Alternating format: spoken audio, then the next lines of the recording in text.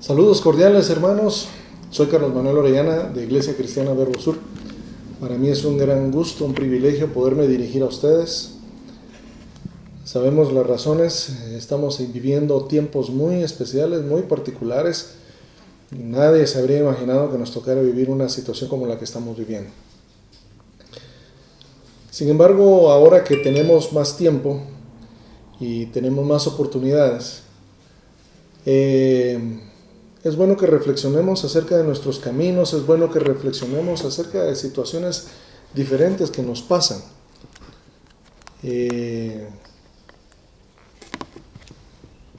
Realmente, escuchar en la noche el silencio por el toque de queda, ver las calles vacías, nos ha forzado a hacer un alto obligatorio en nuestras vidas, en nuestra rutina diaria. Y cuando hacemos ese alto nos obliga a reflexionar, a pensar acerca de nuestros caminos. He estado leyendo un material, un libro de un escritor estadounidense que ya murió hace muchos años.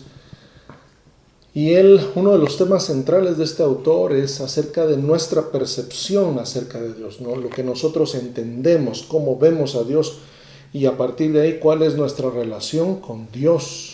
Él como Padre, o si entendemos que Él es nuestro Padre. Y es es un ejercicio espiritual muy bueno. Reflexionar acerca de qué entendemos, cómo entendemos a Dios, cómo entendemos nuestra relación con Él.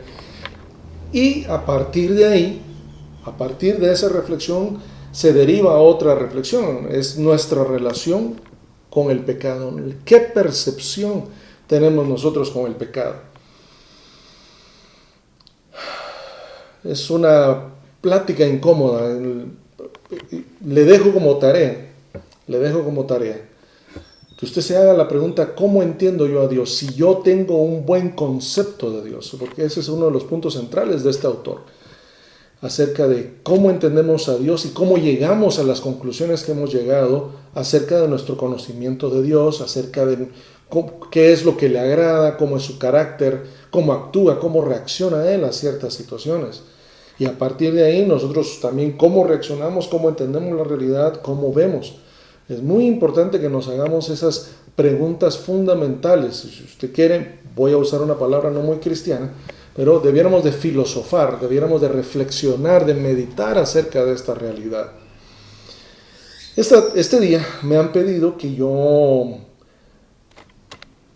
platique de un tema que es particularmente incómodo en muchos círculos, pero es necesario. Somos hermanos en la fe, somos cristianos, somos hijos del mismo Padre y debemos tarde o temprano hablar de esta realidad. Se me ha pedido que hable acerca de las tentaciones y más en particular acerca de las tentaciones de índole sexual. Sí, es esa conversación. Sí, es ese tema que a lo mejor usted ha estado posponiendo o que no ha querido platicar con su esposa, con su esposo, con sus hijos probablemente, con sus padres o con los hermanos de la iglesia. Pero es una conversación que debemos de tener. Y entonces, nosotros debemos comprender nuestra posición como hijos de Dios ante, obviamente, como decía al principio, ante Dios, pero en particular hacia el pecado. ¿Y qué relación o qué conexión tiene el pecado con la tentación? Nosotros debemos tener claro cómo funcionan los mecanismos de la tentación y del tentador, porque la tentación es producto del tentador. Y usted sabe quién es el tentador. Sí, el diablo, el demonio. Él es el tentador.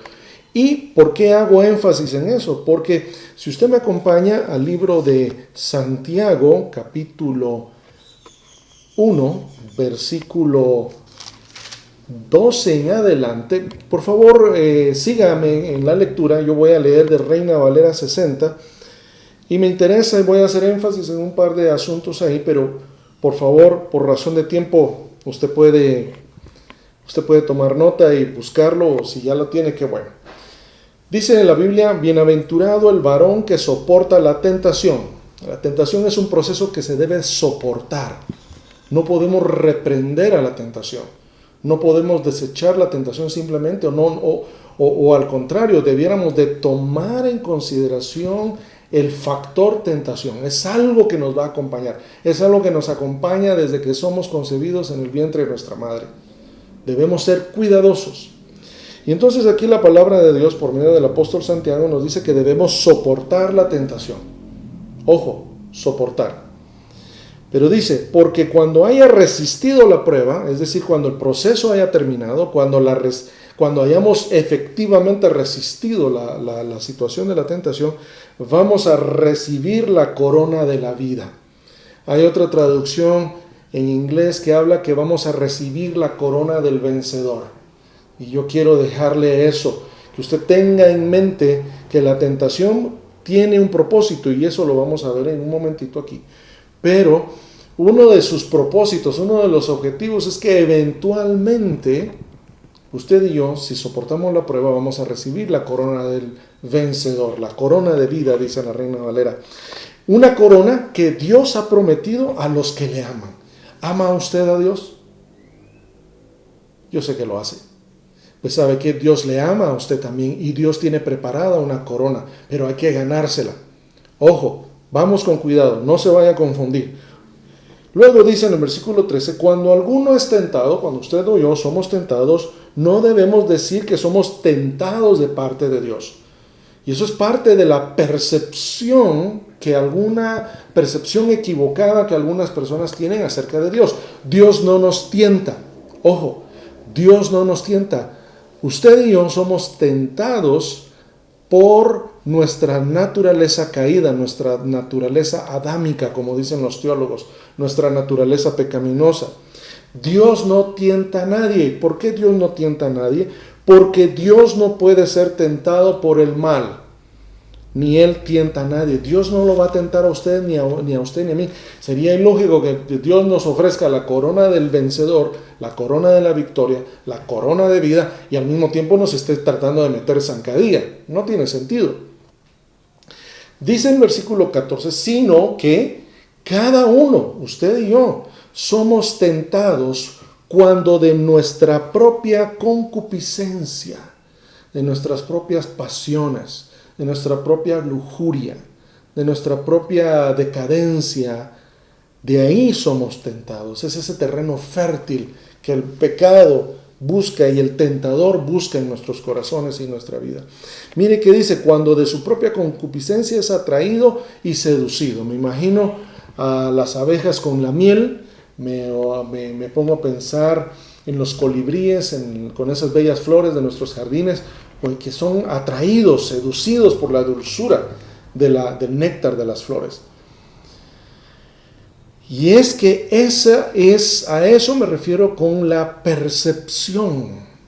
Nosotros no hemos logrado captar en su totalidad cuánto Dios aborrece el pecado.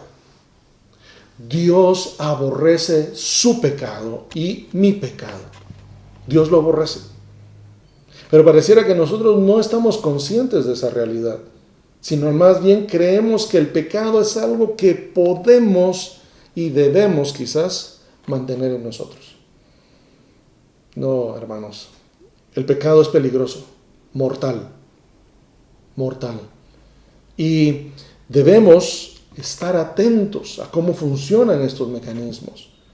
Porque si nosotros lográramos dimensionar apropiadamente cómo Dios le desagrada y aborrece el pecado, nosotros no pecaríamos con tanta facilidad. Felicidad tal vez. Porque normalmente el pecado es agradable a nuestra carne, agrada a nuestros sentidos, agrada nuestros deseos más primitivos. Entonces, usted y yo no somos tentados por Dios. Somos tentados por nuestra propia naturaleza. Sí, señora, inclusive su bebito lindo, precioso, ya tiene eso en su alma. Y sí, ese jovencito maravilloso, noble, cariñoso, eventualmente, si no se cuida, si no se le educa, va a sucumbir ante su naturaleza pecaminosa. Sigue el versículo 15. Entonces la concupiscencia, esos deseos perversos, esos deseos que nos llevan a hacer el mal, a satisfacer nuestra alma, no a satisfacer el corazón de Dios, sino a satisfacer nuestra alma, después que ha concebido, después que ha germinado, da a luz el pecado. Y el pecado, siendo consumado, da a luz la muerte. Mire, ese es el proceso que le decía. Nosotros debemos tener en su jardín, si pudiéramos hablar con ese ejemplo. Yo me sorprendo cómo a mi esposa le consume tiempo estar continuamente en sus plantas, en sus macetas, en el jardín, buscando las malas hierbas. Ella invierte mucho tiempo y esfuerzo estar quitando, podando, arreglando, y a los pocos días o semanas otra vez vuelven a salir. De alguna manera la semilla queda ahí oculta a los ojos del jardinero y eventualmente germina, eventualmente empieza a crecer, y si no se atiende a tiempo, se convierte en un gran árbol que le va a provocar grandes pérdidas y problemas en su casa. De igual manera es el pecado. Y quisiera, ahorita que hablo de dejar crecer, quisiera leerle el mismo pasaje, el versículo 14 y 15, pero en la Nueva Traducción Viviente, NTV. Dice, la tentación viene de nuestros propios deseos, no son los deseos de Dios. Y tampoco le podemos y debemos echar toda la culpa al diablo. Es de nuestra propia naturaleza adámica, es nuestra herencia de Adán, de ese pecado original. Hasta ahí llegan los alcances del pecado de nuestros primeros padres. Y dice, los cuales nos seducen, como el canto de las sirenas, ¿verdad? Cuando usamos el verbo seducir, normalmente en el idioma español asociamos aquellas historias del canto de las sirenas y cómo atraían a los marineros griegos o los marineros de la antigüedad para que llevarlos hasta donde están los riscos y que los barcos chocaran y naufragaran. A eso me refiero. Pero sigamos con la NTV. Dice, la tentación viene de nuestros propios deseos, los cuales nos seducen y nos arrastran. De esos deseos nacen los actos pecaminosos de toda naturaleza, no solo los sexuales. Los chocolatitos que están de más, la gaseosa que está de más, la televisión de más, las mentirillas de más, las miradas inapropiadas, de ahí salen. Y el pecado, cuando se deja crecer, da a luz la muerte. Mire qué drástico. Y por favor piensen en las plantas, la mala hierba de su jardín.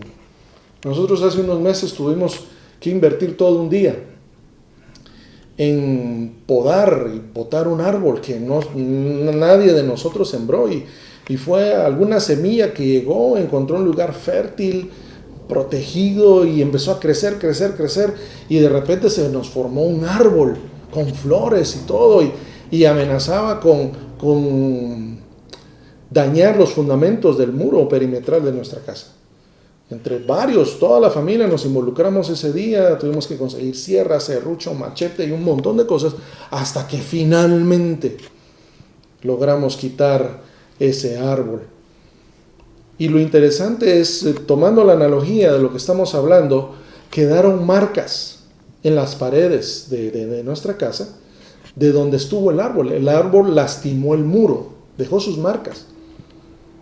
Y así es el pecado. Cuando la concupiscencia, cuando la tentación, en todo ámbito, pero en el ámbito sexual específicamente, nos seduce, nos atrae, nos llama, y nosotros prestamos atención a sus cantos de sirena. Nos acercamos y corremos el peligro de naufragar, de que naufraguen nuestras familias, nuestros matrimonios, nuestros ministerios, inclusive nuestras iglesias o hasta nuestra nación.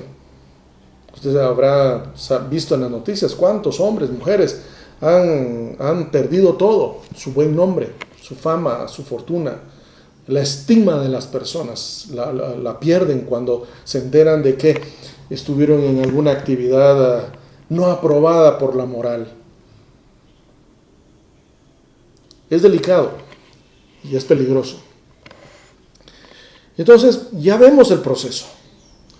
Nosotros no debemos dejar crecer el pecado. El pecado está ahí, así como las semillas de la mala hierba están en todos nuestros jardines. No sé, hay que probablemente un agrónomo, un jardinero profesional nos va a decir que tiene mucho que ver las aves, los pájaros. Y cuando ellas botan sus excrementos, entiendo que ahí van muchas veces las semillas de estas malas hierbas. Realmente debemos ser muy cuidadosos. Debemos conocernos a nosotros mismos. Debemos temernos. De alguna manera, no quiero complicarlo mucho y que usted no me entienda de la manera correcta y apropiada lo que quiero decir, sino debemos ser vigilantes de nosotros mismos. Debemos de estar muy atentos. ¿Sabe qué? Nosotros humanamente somos muy buenos para ver los defectos en otras personas. Le garantizo que usted sabe los defectos de su esposa y de su esposo. Usted conoce los defectos de su hijo. Usted conoce los defectos, lo que está haciendo mal su pastor o su líder en la iglesia, seguro. Usted sabe lo que está haciendo mal el gobierno de nuestro país. Seguramente lo va a saber, va a tener una lista de todos los errores que están cometiendo. Pero esa es la naturaleza humana. En la naturaleza humana le gusta enfocarse en las fallas y en los defectos de los demás, en las debilidades de los demás, pero no es muy buena cuando se trata de examinar nuestros propios errores y nuestras propias debilidades. Debemos invertir el papel. Antes de ver los defectos de los demás, debemos ver nuestros propios defectos, nuestras propias debilidades. Y el enemigo nos conoce muchas veces. El tentador, porque sí hay un tentador, que es el diablo, nos conoce muy bien. Tiene miles de años de trabajar con la humanidad. Conoce de cabo a rabo, conoce la naturaleza humana. Probablemente mucho mejor que usted y que yo. El otro día yo pensaba que el diablo va a tener ya un manual de protocolos de qué hacer. Paso 1, paso 2. Para este tipo de caso hay que hacer 1, 2, 3. Para este otro caso 1, 2, 3. Para este otro caso 1, 2, 3. Y nosotros somos tan predecibles que caemos. Así como el pescador va con su anzuelo y con su carnada, con su gusanito, su pedazo de carne o otro tipo de anzuelo. Atrae, seduce al pez. Y los peces reaccionan a partir de su naturaleza y caen en la trampa. Usted y yo también podemos caer en la trampa y muchas veces hemos caído en la trampa. Porque en nuestra percepción, en nuestro entendimiento del pecado, creemos que el pecado no es tan malo. Todo el mundo lo hace. Todo el mundo lo hace. Pero el pecado tiene graves consecuencias. Graves consecuencias para usted y para mí. En esta tarde, en este día, yo quiero animarle a que reflexione de sus caminos, reflexione en lo que está haciendo. ¿Qué es lo que tiene atesorado en su corazón? ¿Qué lugar tiene el pecado en su corazón? Yo me he hecho ese examen y a veces me preocupa el resultado o las conclusiones a las que llego. Nuestra percepción del pecado es que Dios es demasiado bueno. Sí, Dios es muy bueno, pero aborrece el pecado. Es un Dios santo. Él vive en un trono de santidad. Y nosotros no logramos entender eso lo suficientemente bien. Entonces, ¿cuál es una de las recetas? O sea, caemos o somos seducidos. Mire, como seres humanos estoy casi seguro, puede haber una excepción, pero estoy casi seguro que usted y yo, ahora para el verano que se aproxima, no se nos antoja meternos al chiquero con los cerdos. Aunque haga calor, aunque tengamos sed, por nada del mundo usted y yo aceptaríamos la invitación para meternos al chiquero con los cerdos, en el fango. Nadie lo va a hacer.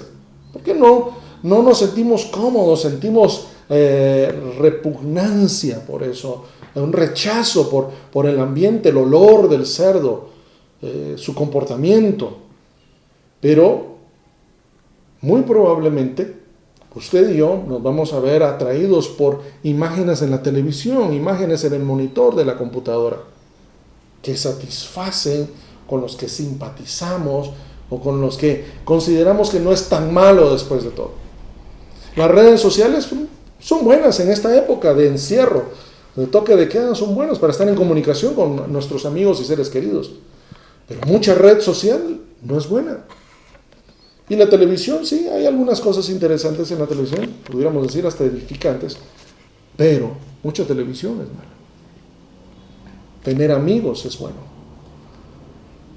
Pero si usted cultiva demasiado la amistad de una persona del sexo opuesto que no sea su esposo o cónyuge, es peligroso. Es muy peligroso. Y entonces, ¿qué hacer? El pecado nos atrae para satisfacer nuestras necesidades, porque lo justificamos. Un predicador, un hermano en la fe, tal vez usted ha escuchado de él, se llama Dennis Peacock. Él tiene una frase muy interesante que el Señor le dio. Dice que el corazón justifica lo que la mente ha decidido. El corazón justifica lo que la mente ha decidido. Y nosotros en nuestra mente, paréntesis, nuestras percepciones, creemos que el pecado se puede, se vale, lo puedo manejar, lo puedo controlar. Es como el alcohólico dice, bueno, yo soy un bebedor social, yo lo tengo bajo control, yo lo puedo abandonar cuando yo quiera, él no me controla a mí, yo lo controlo a él, aunque sea mentira. De igual manera, nosotros en algún momento creemos que el pecado lo controlamos nosotros a él y no a la inversa. Debemos ser cuidadosos. Debemos ser muy cuidadosos porque el pecado muy fácilmente nos controla. Y si lo dejamos crecer, va a dar a luz la muerte en nuestra vida. Entonces, ¿qué hacemos? ¿Qué hacemos? La palabra de Dios es clara, es huir, busque ayuda, huya, escape del pecado. Acompáñeme por favor a Primera de Timoteo, capítulo 6, versículo 11. En los versículos anteriores, Primera de Timoteo 6, 11, en los versículos anteriores al 11, el apóstol Pablo hace una recomendación de hombre a hombre, pero también pastoral para con el joven Timoteo. Y le dice, pareciera que no está hablando de lo que yo le estoy hablando, pero sí está hablando de lo que yo le estoy hablando. Aquí está hablando de la codicia, el error de la codicia, el error, la soberbia. Y ¿sabe qué? Nosotros creemos que podemos controlar el pecado y que lo tenemos bajo control porque somos soberbios. Y como somos pecadores, codiciamos lo que no podemos tener. La naturaleza humana es así, codicia lo prohibido. Para muestra un botón. El gobierno dice no se puede salir después de las 4 de la tarde. Mire usted, el otro día veía yo que más de 3,000 personas en nuestro país fueron arrestadas o amonestadas por no respetar el toque de queda. Eso es parte de nuestra naturaleza humana, nuestra naturaleza pecaminosa. Somos rebeldes. Y somos rebeldes porque somos orgullosos. Pero ¿sabe qué? El enemigo, el diablo, también es orgulloso. Y entonces cuando usted y yo nos comportamos de una manera orgullosa, autosuficiente, todo lo puedo, todo lo sé, no te metas conmigo, nos parecemos al padre de la mentira, a Satanás. Cuidado. Entonces, en 1 Timoteo 6, aparentemente Pablo le está hablando a Timoteo de otras cosas, pero mire lo que dice aquí. Mire el versículo 11, mas tú, oh hombre de Dios, huye de estas cosas. Huye, hermano, hermana, escape.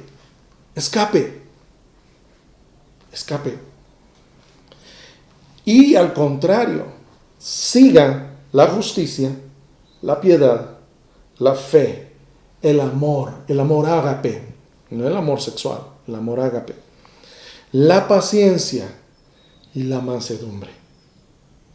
Aquí sigue diciendo en el versículo 12, pelea la buena batalla de la fe, echa mano de la vida eterna, a la cual asimismo fuiste llamado, habiendo hecho la buena profesión delante de muchos testigos.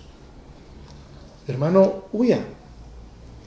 Si usted está en una situación, si usted es hombre, voy a hablar como hombre, si usted está en hombre y hay una mujer soltera o casada con la que en algún momento usted ha tenido pensamientos inapropiados, huya, sálgase de la habitación, busque estar con otras personas, no esté solo. Si usted está en su casa solo con la computadora, el televisor, apáguelos, luche en el nombre de Jesús. Busque estar con su esposa, con sus hijos, busque estar con sus padres. Y pues usted tendría que ser muy descarado para ver cosas inapropiadas en la compañía de su esposa, de su esposo, de sus hijos o sus padres. Huya. Huya.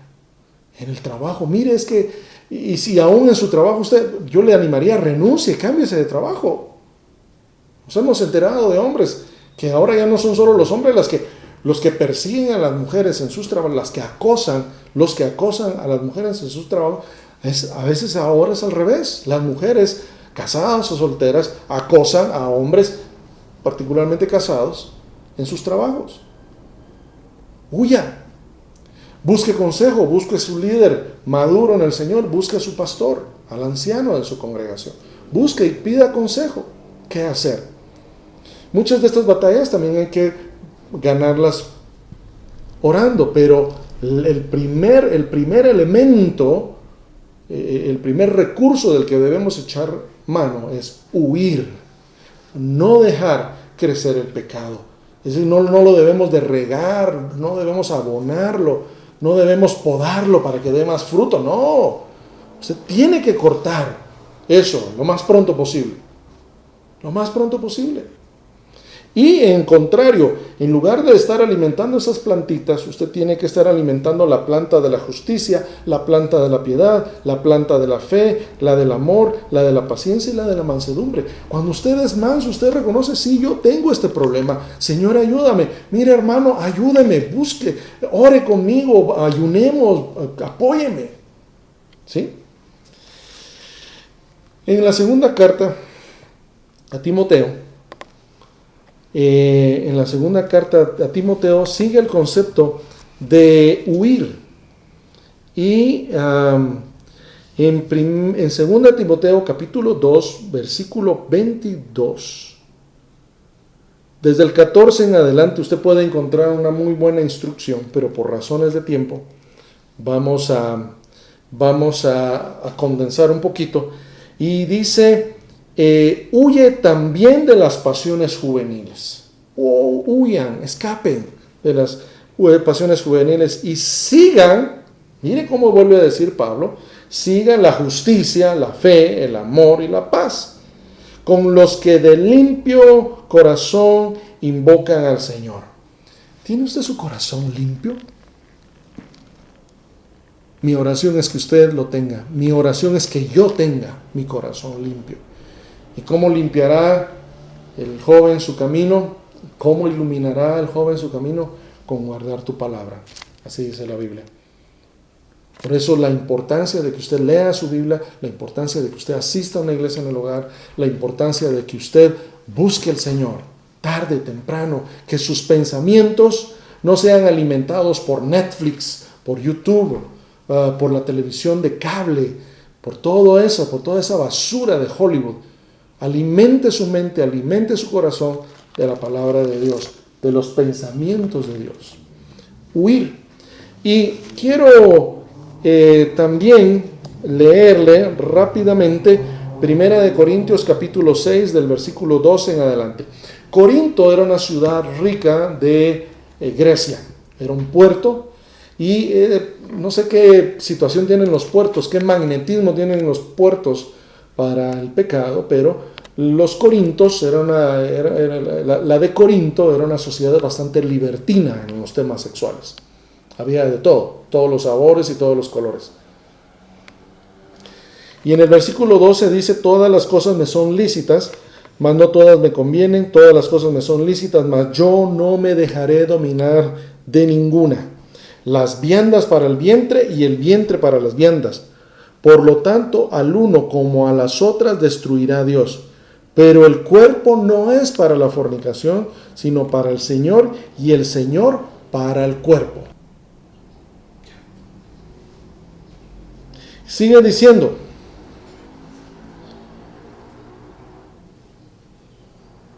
en el versículo 14 de Primera de Corintios, capítulo 6, y Dios, quien levantó al Señor, también a nosotros nos levantará con su poder. ¿No sabéis que vuestros cuerpos son miembros de Cristo? Quitaré, pues, los miembros de Cristo y los haré miembros de una ramera. De ningún modo. ¿O no sabéis que el que se une con una ramera es un cuerpo con ella? Porque dice, los dos serán una sola carne. Pero el que se une al Señor, percepción del Señor, ¿se acuerdan? Percepción de Dios, lo que hablábamos al principio. Pero el que se une al Señor, un espíritu es con él. Huid de la fornicación. Huya, hermano, hermana, huya. Cualquier otro pecado que el hombre cometa está fuera de su cuerpo, mas el que fornica contra su propio cuerpo peca. ¿O ignoráis que vuestro cuerpo es el templo del Espíritu Santo, el cual está entre vosotros, el cual tenéis en Dios, y que no sois vuestros? Es decir, no nos pertenecemos a nosotros mismos. Cuando usted abusa de este cuerpo, usted está abusando de la propiedad del Señor, de algo que le pertenece a Dios. Piense en eso. Vuelvo a insistir, ¿qué percepción tiene usted o qué percepción tenemos usted y yo de Dios? De su santidad, de su celo, de su amor. Porque habéis sido comprados por precio. Glorificad pues a Dios en vuestro cuerpo y en vuestro espíritu, los cuales son de Dios. Quiero enfatizar esto de huir. Aquí no hay superhombres, supermujeres.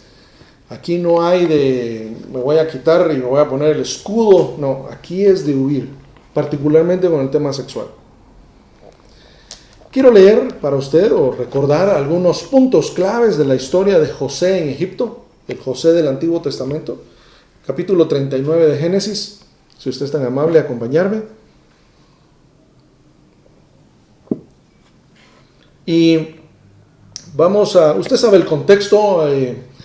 José era un hombre joven, fue a Egipto como esclavo y fue comprado por un hombre rico quien lo puso como esclavo y por la fidelidad, ojo, la fidelidad, el buen trabajo, la responsabilidad, probablemente la limpieza y cómo concebía José el mundo, fue subiendo de posiciones hasta llegar prácticamente a ser el condueño, si pudiéramos usar esa palabra, o el administrador principal.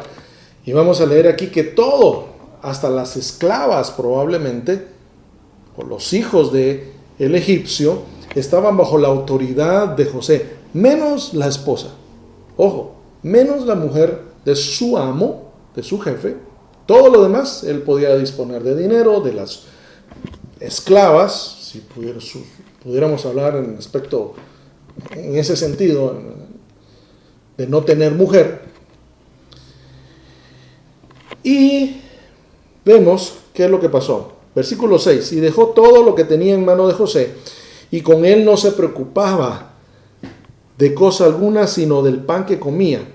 Y José era de hermoso semblante y bella presencia.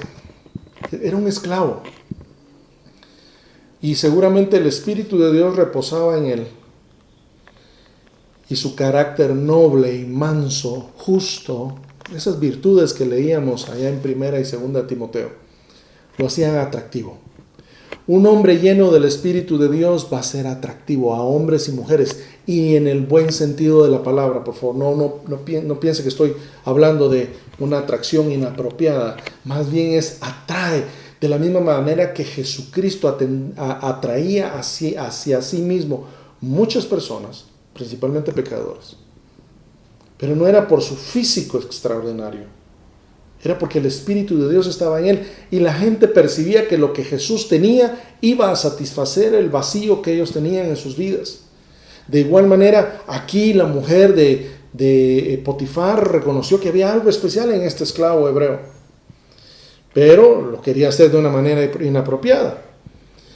Aconteció después de esto, versículo 7, después de esto, que la mujer de su amo puso los ojos en José. Y no vaya a pensar, aquí la palabra de Dios está siendo un poquito discreta, ¿verdad? Pero básicamente la mujer lo codició. No sé cómo habrá sido su relación matrimonial, no vamos a especular acerca de eso, pero la mujer se le antojó, el hombre joven, guapo, un buen trabajador. Y dijo, duerme conmigo. O sea, no le pidió familia, no le pidió compromiso, ella lo único que quería era un encuentro carnal con José. Y José, versículo 8, él no quiso. Él ya había tomado la determinación de no pecar contra Dios, contra su voluntad. No estaba escrita la palabra de Dios, no había Biblia en ese entonces. Pero de alguna manera José ya tenía una revelación de ese Dios santo del que estamos hablando.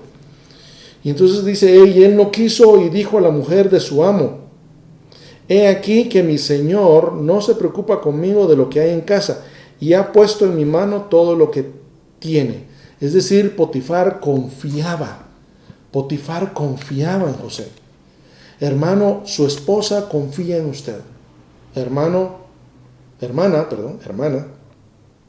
su esposo confía en usted. Muchachos, si me escuchan, sus padres confían en ustedes. Señores, sus hijos confían en ustedes. Líderes de la iglesia, la congregación está confiando en ustedes. El Señor está confiando también en ustedes. Versículo 9, no hay otro mayor que yo en esta casa y ninguna cosa me ha reservado. O sea, José tenía a disposición todo, menos a la señora. Por cuanto tú eres su mujer, claro, el matrimonio, la santidad del matrimonio. El matrimonio implica exclusividad en la relación. El esposo es para la esposa y la esposa es para el esposo. Punto.